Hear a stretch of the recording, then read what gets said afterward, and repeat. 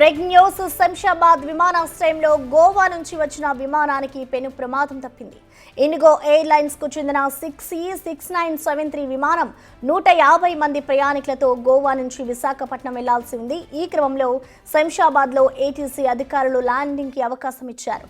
Landing చేస్తున్న క్రమంలో ATC అధికారులు హైడ్రాలిక్ గేర్ ను సిద్ధం చేశారు. ల్యాండింగ్ చేయడానికి సిద్ధంగా ఉన్న సమయంలో మరో విమానం టేకాఫ్ అవుతుండడం గమనించి వెంటనే రివర్స్ టేకాఫ్ తీసుకున్నాడు పైలట్. విమానం గాల్లోకి లేవడంతో పెను ప్రమాదం తప్పింది. అయితే గాల్లో దాదాపు 10 నిమిషాల పాటు విమానం చక్కర్లు కొట్టిన అనంతరం విమానాన్ని సురక్షితంగా ల్యాండ్ చేశారు. దీంతో ప్రయాణికులు అధికారులు ఊపిరి పీల్చుకున్నారు. కొద్దిసేపటికి విమానం విశాఖపట్నం వెళ్లిపోయింది.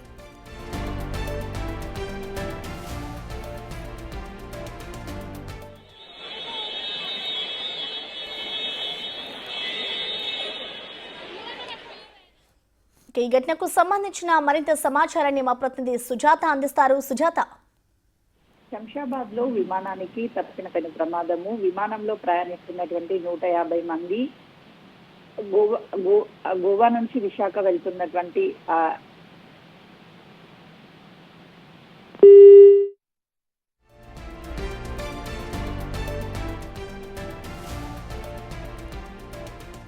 శంషాబాద్ విమానాశ్రయంలో గోవా నుంచి వచ్చిన విమానానికి పెను ప్రమాదం అయితే తప్పింది. ఇటు ఇండిగో ఎయిర్లైన్స్ కు సంబంధించిన 6E6973 విమానం 150 మంది ప్రయాణికులతో గోవా నుంచి విశాఖపట్నం వెళ్లాల్సి ఉంది. ఈ క్రమంలోనే శంషాబాద్ లో ఏటీసీ అధికారులు ల్యాండింగ్ కి అవకాశం ఇచ్చారు. ల్యాండింగ్ చేస్తున్న క్రమంలో ఇటు ఏటీసీ అధికారులు అయితే హైడ్రాలిక్ గేర్ ను సిద్ధం చేశారు. ల్యాండింగ్ చేయడానికి సిద్ధంగా ఉన్న సమయంలో మరో విమానం టేకాఫ్ అవుతుండడం గమనించి వెంటనే రివర్స్ టేకాఫ్ తీసుకున్నాడు పైలట్.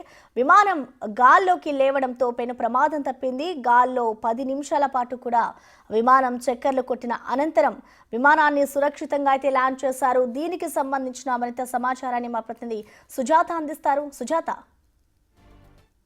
విమానానికి తప్పిన పెను ప్రమాదము విశాఖ నుంచి గోవా నుంచి విశాఖ వెళ్తున్నటువంటి